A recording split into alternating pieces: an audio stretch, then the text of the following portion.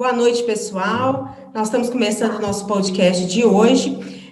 O nosso assunto vem de um questionamento que parece que foi nacional na última semana, quando os Estados Unidos informou que possui vacinas suficientes para vacinar toda a população dos Estados Unidos e ainda vai sobrar vacina que pode ser ou guardada ou liberada para outros países.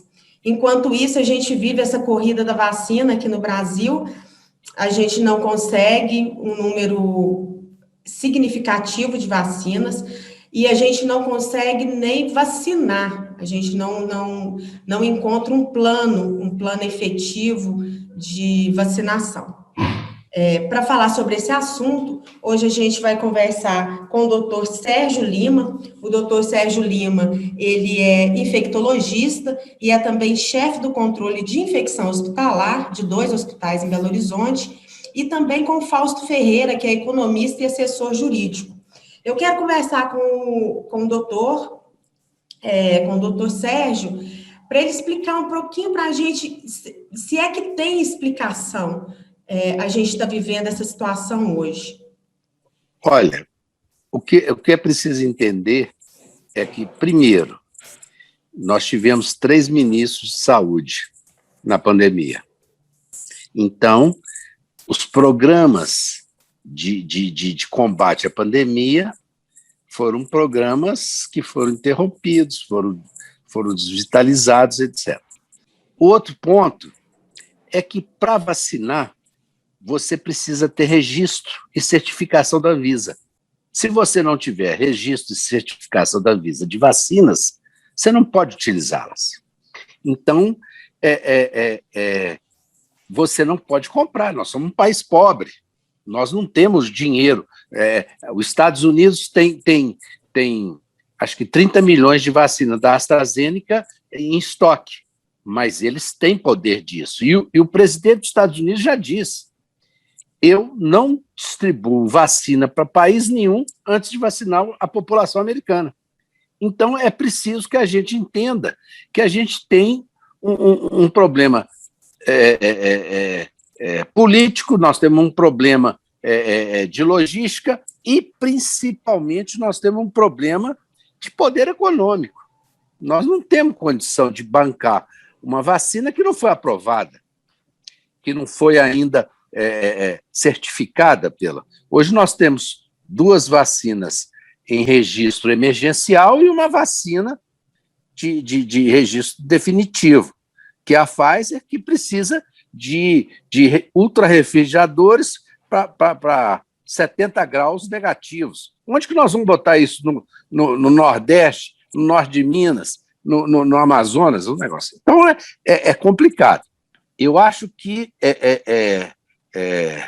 além de tudo, nós temos que entender que a nossa vacina ela não é produzida aqui. O IFA, que é o ingrediente farmacêutico ativo, que é a vacina efetivamente, ela vem de fora, ela vem da China. Daqui a pouco ela vai vir da Índia.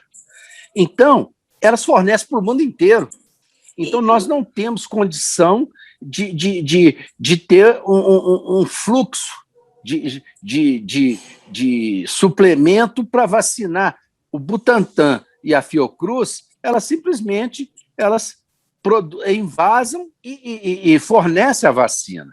Hoje, no Brasil, tem 10 milhões de vacinados, 5% da população. É muito pouco.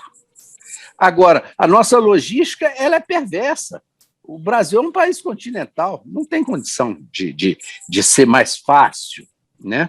Não existiria um plano mais eficiente de imunização? É o que o senhor acha? Poderia ser planejado lá atrás. Lógico que começou a pandemia. Hoje o Paulo Guedes, ministro da Economia, diz que lá no tempo do Mandetta já tinha que ter planejado a vacinação. Mas nós não temos essa capacidade nem econômica, nem de planejamento. Do Mandetta para hoje, são 4 ministros. Então, a gente não tem um planejamento eficiente e não temos recursos. Na verdade, a gente depende do exterior, nós dependemos da China. Daqui a pouco vamos depender da Índia, mas nós não produzimos o material efetivo da vacina. Nós não temos produção nacional. Enquanto a gente não tiver essa produção, nós vamos depender dos outros. O senhor está falando da questão financeira, né? A gente está vendo muitos municípios, inclusive aí Betim, aí perto, que com intenção de compra. E o governo federal está querendo confiscar essas vacinas. Inclusive, aqui em Biá mesmo, a Simpla, ela também fez um consórcio de municípios aqui da Ampla e também recebeu a mesma notícia. Por isso, eu penso que a questão financeira, nessa hora eu penso se a questão financeira, os municípios, pelo que está sendo passado, têm o dinheiro para comprar. Pois é, mas você tem uma política nacional de imunização. Então, toda vacina deve ser integrada a essa política de imunização nacional. Você já viu que várias empresas querem comprar para os funcionários, você tem vários municípios, você tem um consórcio do Nordeste que está comprando vacina da Rússia, da Sputnik, mas todas têm que ser integradas até agora ao Plano Nacional de Imunização. Então, será que essa questão não seria boa? O meu pensamento era o seguinte: quanto mais empresas, quanto mais municípios adquirissem a vacina, menos sobrecarga em cima do SUS. Será que não? Do governo federal? Talvez ele precisaria de menos vacina, já que o problema seria o financeiro, né? Se a gente não tem a condição financeira e os municípios têm esse dinheiro, talvez seria uma forma de amenizar esse problema. Talvez não. Pois é, mas aí você tinha que desvincular do Plano Nacional de Imunização. Isso, na questão seria. Então, aí você teria que chegar e falar assim, cada um toca o seu cada um.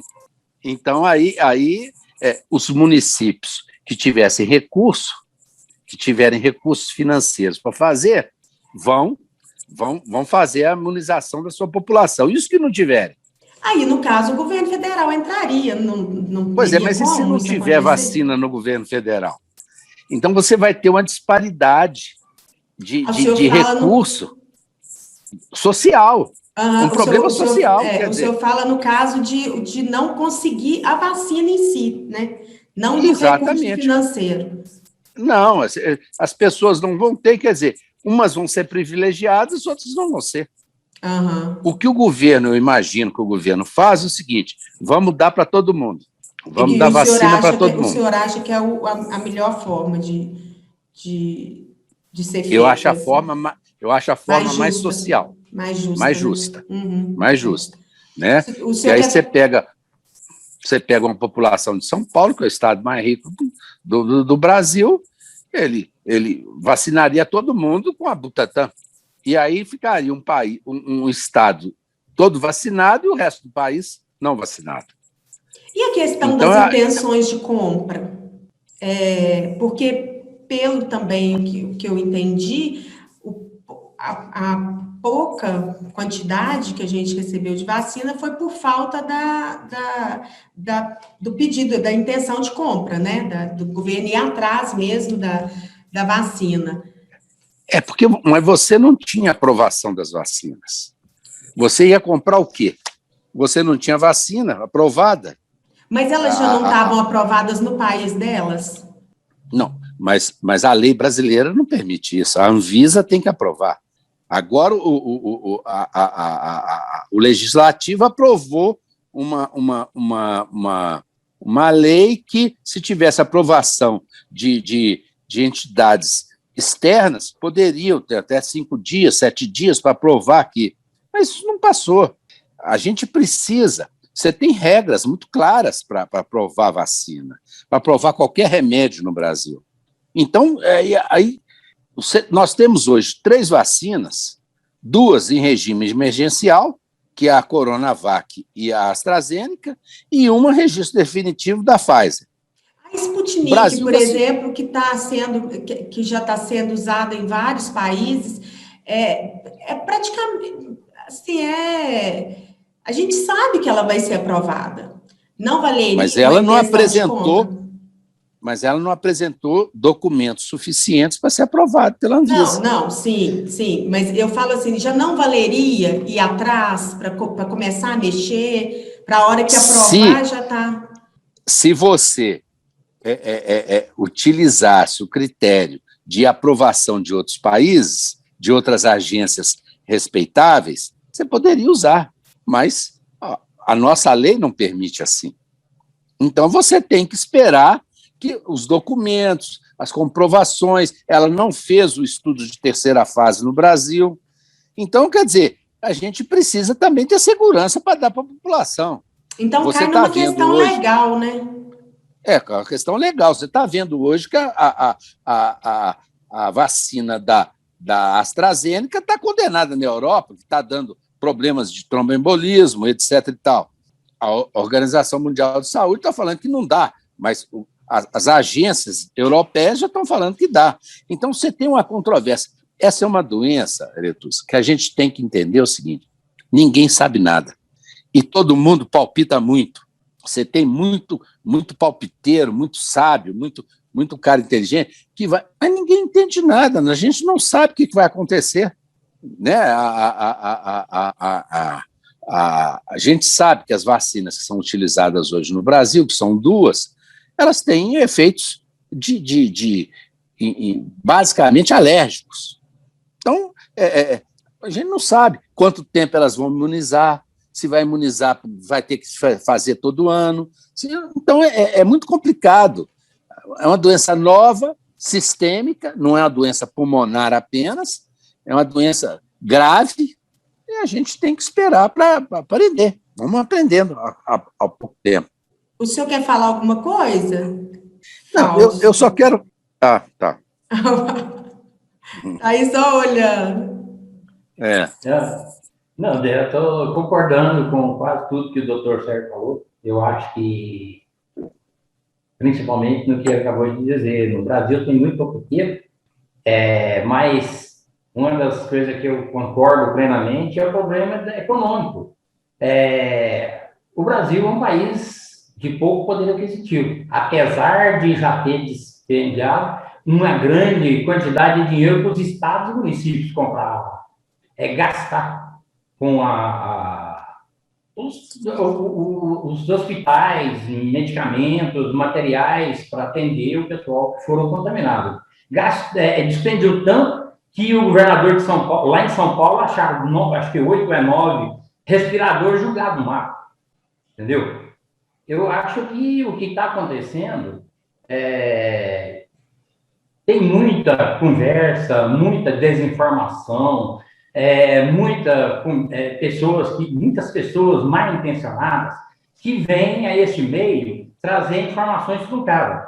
O doutor Sérgio sabe que a má informação, a pressão psicológica, fechar em casa, baixa o poder de imunidade da pessoa, baixa a imunidade, como é que fala, num termo imunológico das pessoas.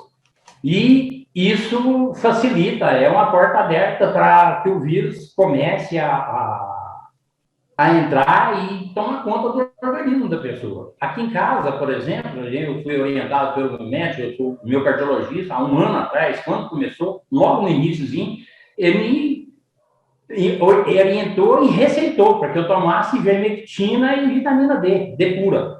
Graças a Deus, aqui em casa, todo mundo pegou esses dias, até 1 mês e pouco, todo mundo contaminou, nós fomos contaminados, mas ninguém sentiu praticamente nada, sentiu um pouco diferente, eu tive mais dificuldade um pouco, fiquei em situação pior, porque que eu não sou mais criança, né, tenho 71 anos, e outra que a gente foi fumante, tem problema de hipertensão, tem problema de diabetes, e mas acontece, tomei os remédios que o médico me passou, que é assim, médico que todo mundo está aí disponível, que todo mundo fala dia a dia, só que a medicina, por incrível que pareça, os grandes estudiosos da medicina negam, eu não posso falar. Tomei, estou aqui vivo, graças a Deus, superando, todo mundo aqui em casa, eu, meus filhos, neto, minha esposa, todo mundo pegou, todo mundo tomou os mesmos remédios, então todo mundo tem, entendeu? Mas o que ocorre? O problema quando você fala que os Estados Unidos foi melhor atendido do que o Brasil, ocorre o seguinte: os grandes laboratórios, dos 17 maiores laboratórios que existem, ou são norte-americanos, que estão trabalhando dentro dessa área de produção de vacina, ou são americanos, ou tem capital norte-americano, além de capital inglês. Então, lógico que eles vão atender primeiro o país deles. Quer queira, quer não, o bairrismo, isso aí é lógico e evidente. Então, apesar... E outra coisa, os Estados Unidos têm capital para comprar, é a maior economia do mundo. Então, apesar, igual o doutor Sérgio falou, a China e a Índia ser hoje os únicos produtores mundiais de IFA, está dentro dos laboratórios, produz através dos laboratórios, que ou são norte-americanos ou tem capital norte-americano. Entendeu? Então, primeiro eles vão atender lá, ou os países da Europa que estão mais ligados a eles, para depois atender os demais países do mundo. Tem países aí que estão numa situação muito pior que o Brasil. O Brasil ainda é o 6º país em vacinação no mundo. Tem país que está lá 40º, 50º, 90º, 70º lugar em atendimento da população, em termos de vacinação. E uma questão que eu andei vendo também é que em alguns países eles estão fazendo a vacinação inversa, vacinando primeiro os mais novos para depois vacinar os mais velhos. O que o senhor acha, doutor Sérgio? Essa é uma teoria válida?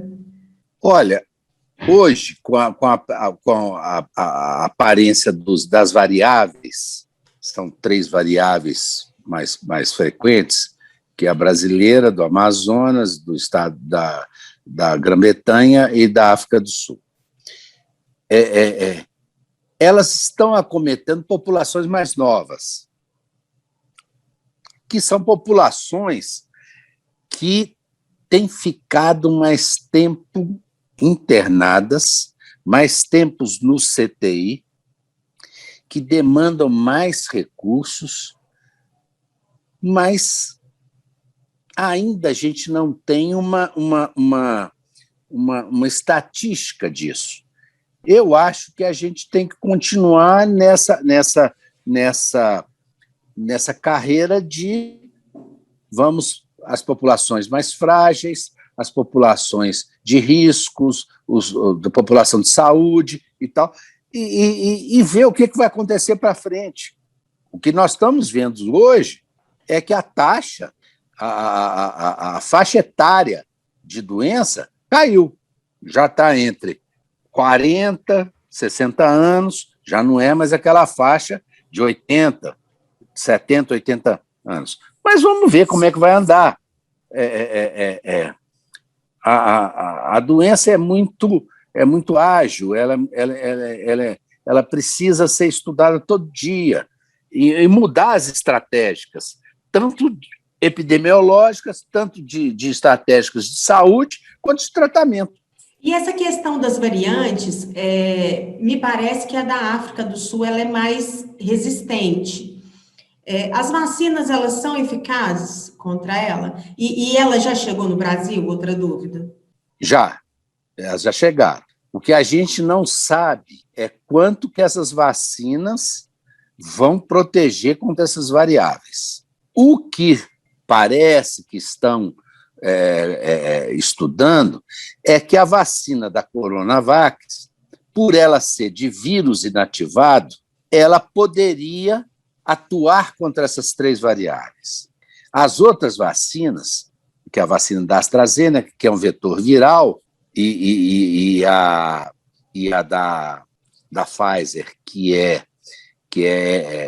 imunológica, elas talvez não tivessem essa capacidade tanto, porque a vacina do vírus inativado é a vacina que a gente usa há milhões de anos, aqui no Brasil e no mundo inteiro.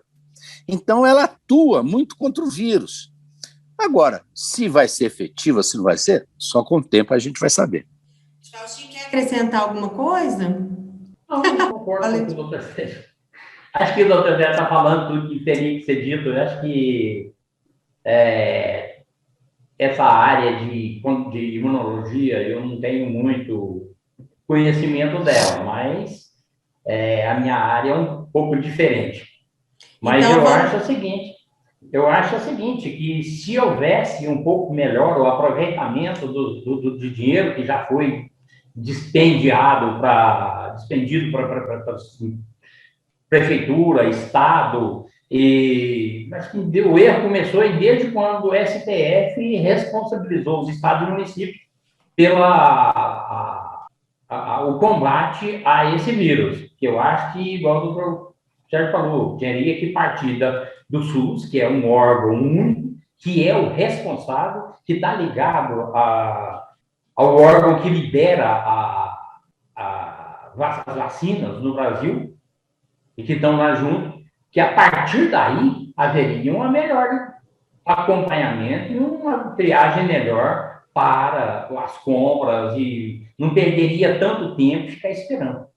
Na questão econômica de Manaus, no caso, o que aconteceu ali? O que foi falta de logística mesmo? Foi falta de planejamento? Foi falta de comunicação? O que a gente viu em Manaus que é complicado de até pensar na situação? Lá, eu acho que houve uma acomodação por parte das pessoas responsáveis, porque o governo já havia liberado para Manaus 18,5 bilhões de reais para compra de material. Por que faltou logo oxigênio? Foi a White Martins que não entregou? Ou foi falta dos próprios responsáveis pelos hospitais, pelo abastecimento lá que não agiu em tempo?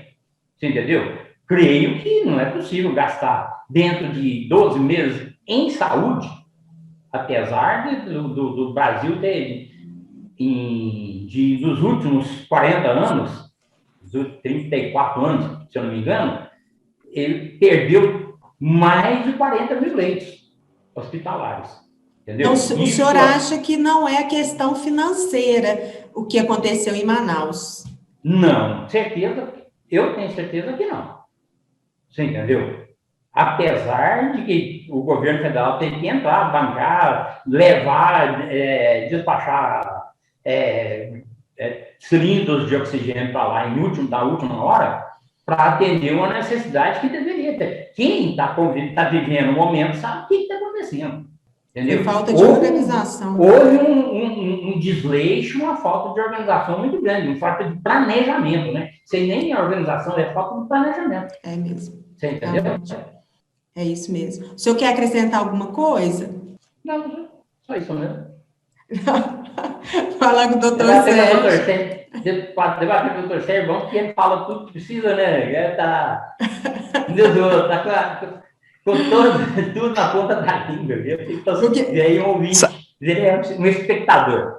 Eu quero ver se o doutor Sérgio tem mais alguma coisa para falar sobre essa questão de Manaus. Para a gente entrar, eu queria entrar um pouquinho na questão do isolamento, o que o senhor acha como infectologista, né? O que o senhor acha da onda roxa, que se ela é efetiva, se ela é necessária. Mas primeiro, se o senhor tiver alguma coisa para falar sobre Manaus. Na verdade, Manaus faltou um planejamento das autoridades locais, né? Quer dizer, meu oxigênio está acabando, eu tenho usina para oxigênio, eu não tenho usina. Quer dizer, você tem que fazer toda uma logística. Eu não posso administrar uma pandemia sem saber todos os recursos que eu tenho para fazer isso. Então, assim, faltou dinheiro, não faltou dinheiro, parece que dinheiros foram desviados, tem denúncias de colegas, de autoridades médicas da região falando isso, não posso dizer se é verdade, mas aquilo foi um caos, aquilo é inadmissível numa administração de qualquer situação epidemiológica, qualquer situação de doença, de catástrofe, de tudo. Quer dizer, você tem que ter um planejamento. Realmente. Outra coisa que você perguntou foi o quê? Sobre a onda roxa. Qual que é a opinião do senhor sobre a onda roxa? Olha, isso é controverso. Eu penso o seguinte, você não pode desvincular o isolamento, o lockdown total, da parte econômica. Quer dizer, as pessoas precisam ganhar o dinheiro dela, precisam comer, precisam fazer tudo. Então, eu penso o seguinte, se você pegar o exemplo de Portugal era a maior contaminação da Europa. O que o governo português fez? Fechou tudo. Mas tudo mesmo. Hoje é a menor taxa de infecção da Europa. Você fazer lockdown meia boca, por exemplo, aqui em Belo Horizonte, fechou tudo. As essenciais estão funcionando. Mas você vai nos terminais rodoviários, de metrô, tal negócio, você tem a população toda lá. Então, quer dizer, não há um negócio. Aí o que você vai prejudicar? Você vai prejudicar os que trabalham, a economia, você vai criar um transtorno de vida para a população. Então, ou faz tudo certo, ou não faz meia boca. E para fazer tudo certo, seria necessário que o governo desse uma ajuda de custo, né, para a população, alguma coisa assim, coisa que a gente não tem condição, eu acredito. O governo já está dando um auxílio emergencial, mas é preciso que a gente entenda e analise todos os setores. Quer dizer, um shopping popular pode ficar aberto enquanto fecha um shopping normal? Não, os shoppings chineses estão abertos em Belo Horizonte. Então, por que se fechou tudo? Porque todo mundo está indo para os terminais rodoviários, de ônibus, de tudo.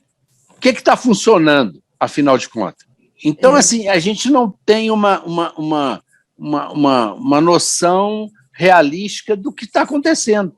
O lockdown funciona desde que ele seja feito por períodos curtos e extremamente rígidos, porque aí você diminui a taxa de contaminação.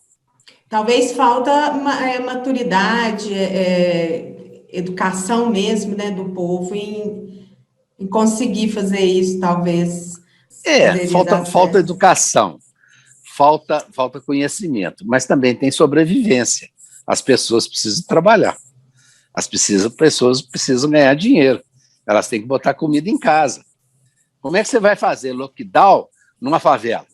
Você tem 2 cômodos para cuidar de 6 pessoas. E a questão do isolamento seletivo, que o Taishi até chegou a fazer um esboço dele, o que o senhor acha? Ele poderia ser uma opção? Não, eu acho que não. Eu acho que você não vai isolar o velho, o idoso, porque o novo vai chegar na casa do velho e vai trazer a doença. Você não vai isolar o novo porque ele está na balada. Então, assim, é preciso que a gente tenha uma conscientização. O nosso país, ele é pobre nisso. O pessoal não tem a cultura, ele não tem a empatia, ele não tem o respeito pelas coisas. Então, assim, todo mundo sabe o que tem que fazer, mas ninguém faz. Então, na opinião do senhor, o melhor seria tudo aberto, mantendo as restrições a higienização, a máscara. O senhor acredita na máscara? Eu acredito que sim, né? É claro, Não, eu não sou a favor do lockdown. Eu acho que a gente tem que olhar a população como um todo, né? Nós não somos só saúde, nós não somos só economia, nós somos um todo. Eu acho que a gente tem que respeitar as normas, temos que vacinar e ninguém precisa sair sem precisão.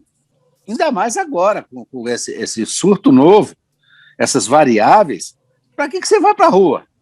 Agora, você vai na periferia, está todo mundo na rua. Você vai no centro da cidade de Belo Horizonte, está todo mundo na rua, com máscara, sem máscara, com todo mundo. Quer dizer, aí não tem como você controlar. Então, aí, lockdown não funciona distanciamento, não funciona. Né? Então, é complicado. Eu acho que. Eu não quero dizer que o povo não ajuda, mas o povo não facilita. Realmente, concordo com o senhor. Faustinho, o senhor acha que na questão financeira, o governo ele teria condições de dar um auxílio maior? Não, eu acho o seguinte, o governo não pode se endividar mais. O endividamento público está muito alto, ele pode até pensar, mas aí o que ele vai fazer? Vai para arrumar dinheiro, vai imprimir moeda, gerar inflação, voltar ao que era em 84, 85, 86, que é a inflação de 40%, 50% ao mês? É uma situação, eu acho que o que tem que ser feito é uma conscientização, igual o doutor Sérgio falou. Nós estamos hoje vivendo um momento dramático, porque os políticos com utopias de lockdown, isso aí é uma utopia, concordo plenamente, usando desse subterfúgio para pegar dinheiro do governo federal, dinheiro nosso, né, do imposto dos contribuintes, para comprar respirador e jogar no mar, e quanto que ganharam nesses respiradores, não sei, comprar material escolar, material hospitalar, e que muitas das vezes são comprados com 3, 4, 5 vezes mais o valor que realmente ele vale. E é o seguinte, o que ocorre muitas das vezes, com essa loucura que está, é igual eu falei antes, essa atenção gerada pela imprensa, que você liga a televisão, 24 horas falando em morte, falando em lockdown, falando em doença, falando em hospitais sem UTI, em hospitais que não tem atendimento, que não tem como. Isso aí gera uma tensão muito grande no povo. Essa tensão está provado, a doutor Sérgio, mais que ninguém sabe disso, baixa a imunidade, a pessoa fica muito mais suscetível a pegar essa doença, entendeu? Mas então o senhor acha que não deveria ser, porque essa é a realidade, né?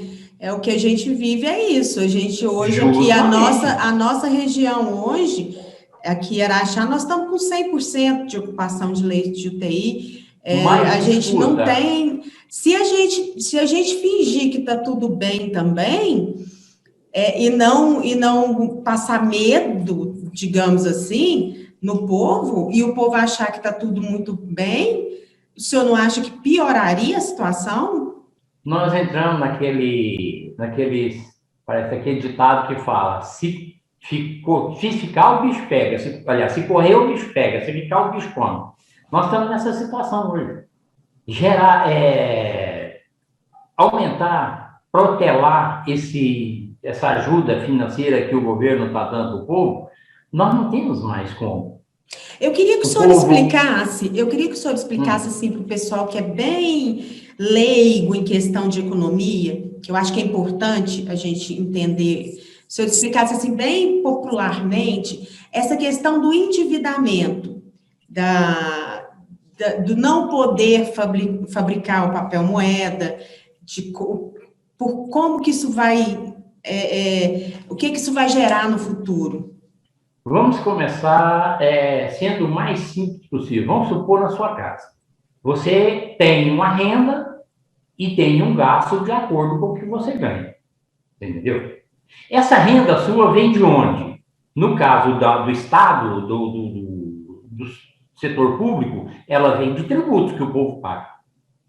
As empresas pagam o tributo. Por quê? Você paga para a empresa, tudo que você consome, você paga para as empresas, e as empresas recolhem, como intermediárias, recolhem para os órgãos públicos, Estado, município e União. No caso, por exemplo, de aumentar mais o endividamento, você gera uma inflação. Por quê? Porque você vai diminuir a sua capacidade de pagar. É a mesma coisa, por exemplo, você ganha 10 mil por mês, uma suposição. Aí você fala, eu estou devendo, eu tenho um empréstimo no banco, vou gastar 9 mil por mês. Você vai viver com R$ 1.000 por mês? Não tem como. Então, você vai ter que pegar dinheiro emprestado. A hora que você vai pegar dinheiro emprestado, você aumentou sua dívida. Além do juro que você está pagando, do que você está devendo, você está aumentando a dívida ainda mais. O Estado, os órgãos públicos, é a mesma coisa. Nós temos o Estado decreta a calamidade. A calamidade é simplesmente uma jogada jurídica para que o governo não passe o limite de gasto dele. O dinheiro vem do Tesouro Nacional, do mesmo jeito, Tesouro Nacional, Tesouro Estadual ou Tesouro Municipal. O dinheiro vem do Tesouro. De qualquer forma, o dinheiro vem do Tesouro. Se não tem dinheiro no Tesouro, o que você tem que fazer? Você vai deixar de gastar num lugar para gastar no outro. Hoje, por exemplo, você deixa de gastar nas escolas, que não tem como. Você vai deixar de gastar com a educação? Não tem como. Você vai deixar de gastar com a saúde? É justamente o órgão que precisa. Você vai deixar de gastar com qual? A única maneira seria reduzir os gastos no setor, na carga de salarial do setor público. Mas o que viraria? Será que os funcionários públicos vão aceitar de bom grado? Pergunta um deputado, você vai reduzir o salário dele para mandar o dinheiro para bancar essa ajuda do povo aos quem precisa? Não vai. Então, qual seria o caminho? Imprimir dinheiro. Imprimir dinheiro, ela tem que estar assentado em lastro público, em patrimônio, em bens que estabiliza. Como nós não temos, quer dizer, nós não temos o nosso lastro em pedras preciosas, em metal precioso, é muito pequeno, nós não temos como. Então, vai gerar o quê? Isso vai diminuir o valor do dinheiro. O que é diminuir o valor do dinheiro? Gerar inflação. Essa inflação vai corroer mais ainda o salário das pessoas, vai corroer mais ainda o nosso gasto com os patrimônios que nós estamos investindo, que é estradas, pontes, ferrovias, para escoamento nossa produção, principalmente produção agrícola. Isso aí encareceria mais ainda o custo do Brasil. O que geraria isso? Inflação. Então, não é também uma boa coisa. Então, hoje, na situação que nós estamos, para você gastar num lado, você tem que economizar no outro. Isso já aconteceu com o benefício anterior? Nós chegamos praticamente ao limite máximo que nós podíamos. Para você ter uma ideia, foi mais de 60 bilhões de dólares em benefícios. Esse dinheiro saiu de onde? Entendeu? Mais o que o governo repassou para os estados com gastos, é muita coisa. Entendeu? Então, hoje, nós estamos numa encruzilhada.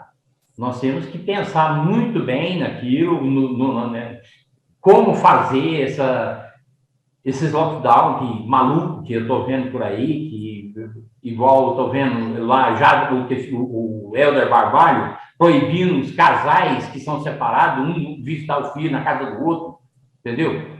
São coisas que parecem, me desculpa a expressão, mas são parecendo piadas, entendeu? O cara que estava sozinho na praia, a polícia foi lá e multou ele, prendeu ele. É uma piada, não é? O cara está sozinho na praia. Passa entendeu? do limite do bom senso, né? Eu acho, com certeza. Eu acho que está faltando bom senso para todo lado. Entendeu?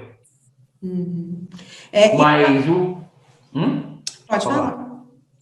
Mas o termo que você está falando, a minha preocupação em termos de aumentar a despesa é justamente isso aí. Uma hora nós vamos ter que pagar essa despesa.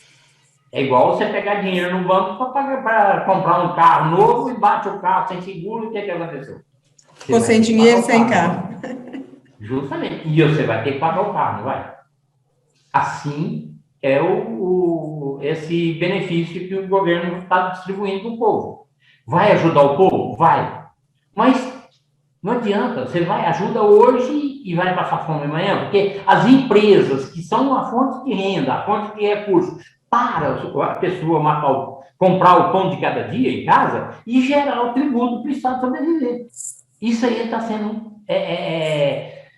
está matando essas empresas. Amanhã ou depois, eu não sei o que vai ser, porque senão não vão ter empresa e não vão ter emprego. E o que vai acontecer? Se não tem emprego, você vai ter que passar fome, você vai ter que arrumar dinheiro em algum lugar para pôr o pão dentro de casa.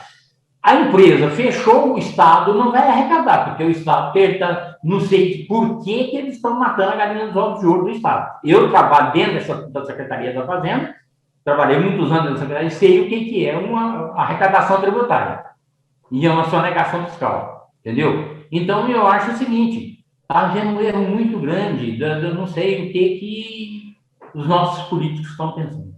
Eu fico imaginando o que vai ser, porque pouco antes até de eu sair para cá, eu estava vendo uma matéria de uma comerciante falando que o ano passado ela conseguiu manter o restaurante dela porque teve o benefício para a empresa, né? Me parece que o governo ele pagava parte do salário e ajudava, com aquilo ali ela conseguiu manter o emprego do funcionário e manter o serviço dela. E que agora, com o lockdown e sem a ajuda, ela decidiu fechar porque o delivery não supria. Ela não conseguiria pagar o aluguel, pagar o funcionário que fazia a comida, né? Mais a comissão do motoboy, não valia mais a pena, ela fechou o negócio e estava sem saber o que ia fazer para sobreviver. A gente está ouvindo isso muito, e a gente que não entende muito de economia e fica sem saber até como opinar, né? Às vezes vai fazer uma matéria para o jornal, vai procurar alguma coisa e a gente não consegue achar uma saída nem para informar. Não, você está certinha. Eu acho o seguinte, é uma situação difícil e vai ficar cada vez pior. O nosso ministro da Economia está tentando buscar uma ajuda intermediária que seria, em vez porque o governo federal paga parece que R$ 1.200 por mês para quando o empregado é dispensado, entendeu? Que é o seguro-desemprego, durante 5 meses. Então, eles estão tentando fazer de uma forma diferente, ajudar, de vez de R$ 1.200, dá R$ 600 de benefício à empresa, para que ela não feche. E ajudando também, abrindo linhas de crédito com carência de 6, 8 anos, 10 anos, para começar a pagar, para ver se as empresas se mantêm de pé. É o que o governo federal está tentando fazer. Pode até surgir outros caminhos, mas, por enquanto, os mais viáveis são esses dois, para continuar, para as pessoas não fecharem, entendeu? Principalmente nesse setor de prestação de serviço e alimentação. O setor de serviço igual aqui em Uberlândia, você procurar um salão de cabeleireiro aqui, não tem, quer dizer, vai ficar daqui um dia, está todo mundo barbudo e cabeludo. E os barbeiros, a família dos prestadores de serviço dessa área passando necessidade em casa. Muito. Você entendeu? Então, é uma situação difícil. Eu acho que tem que ter bom senso. E eu acho que um erro muito grande, eu não sei se... Eu vou falar dentro da minha área. A meu ver, um erro muito grande foi cometido pelo STF, por causa da tendência, não sei, por ser muito tendenciosos, quando eles decretaram que as prefeituras e os estados que teriam licença, que teria condição, que teria autoridades para discutir e para tomar decisões na área de lockdown, na área de saúde, na área de prestação à saúde.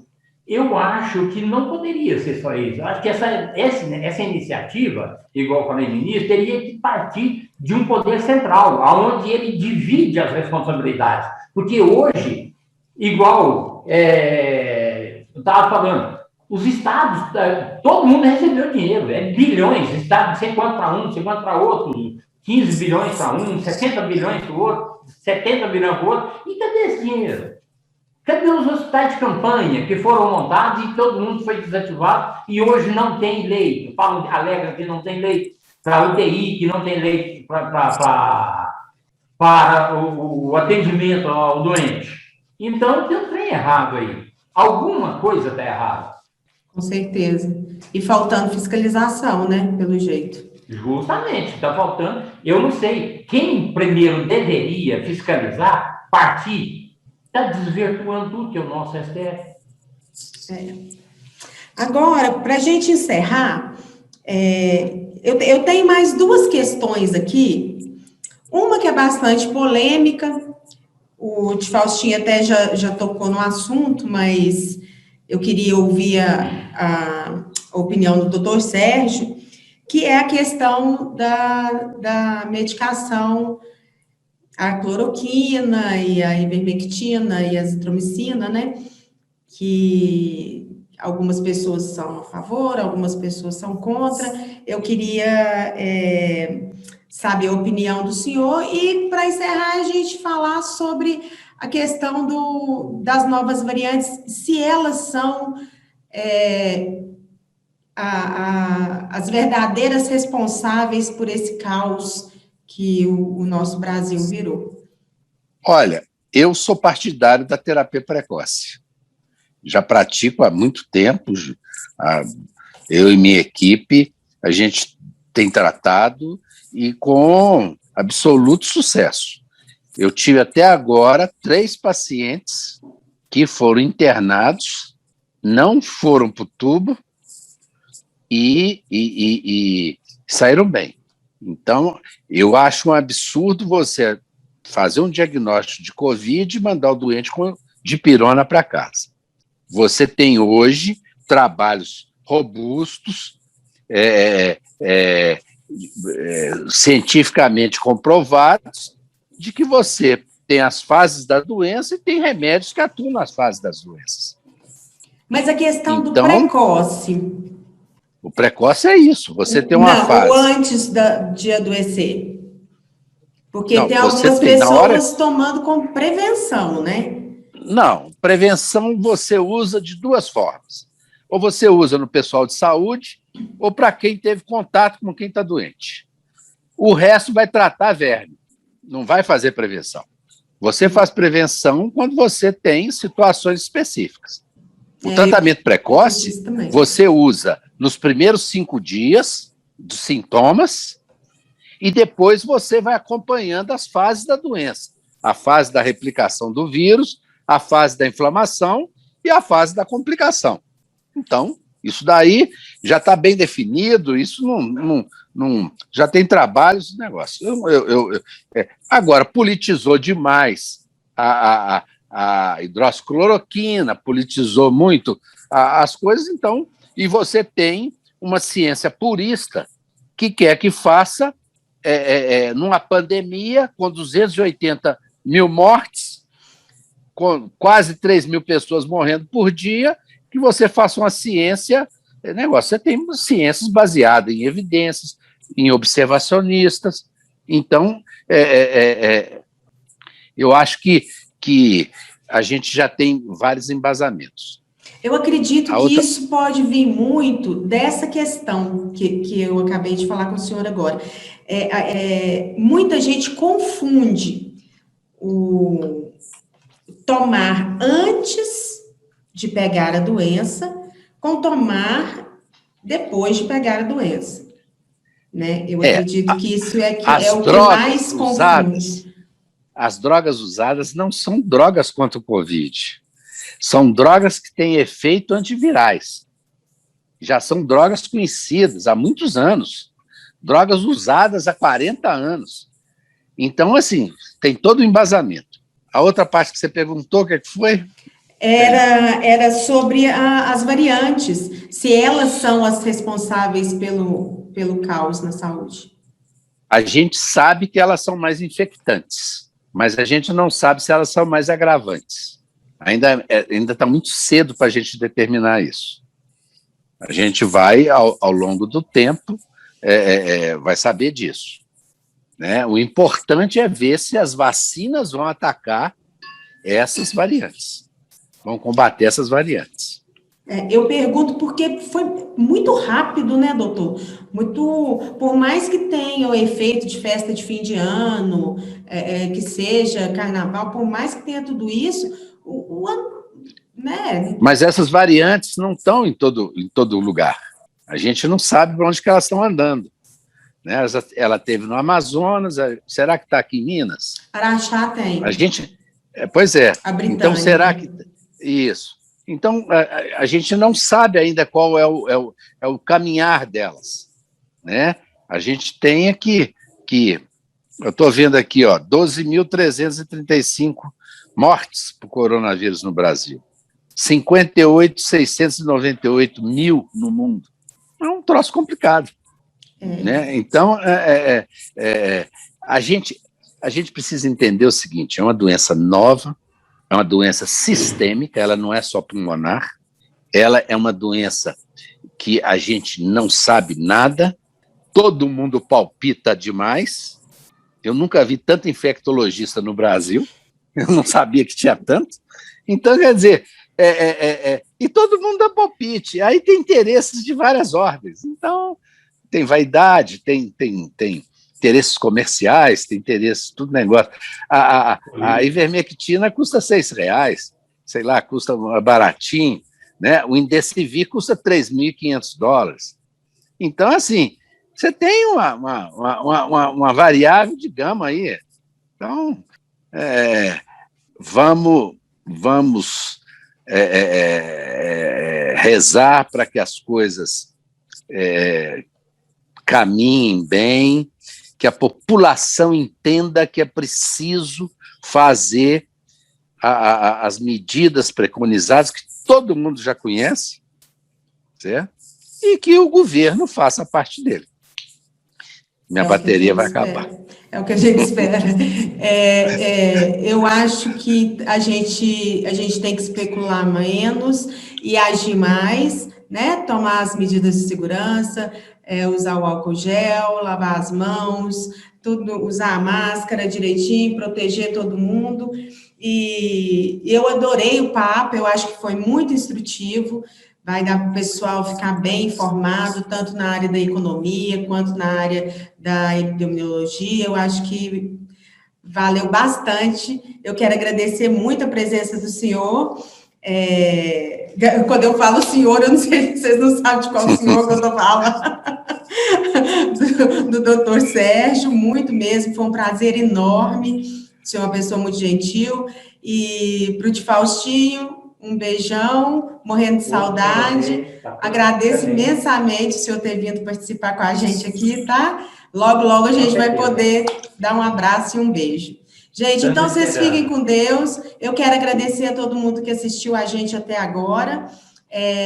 Dá um pulinho lá no nosso canal do YouTube, faz a inscrição na nossa página, Folha Interativa IBA, e semana que vem a gente está de volta com outro assunto bacana para vocês, tá bom? Um beijo, gente, com Deus.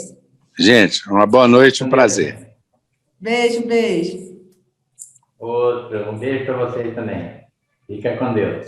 Com Deus.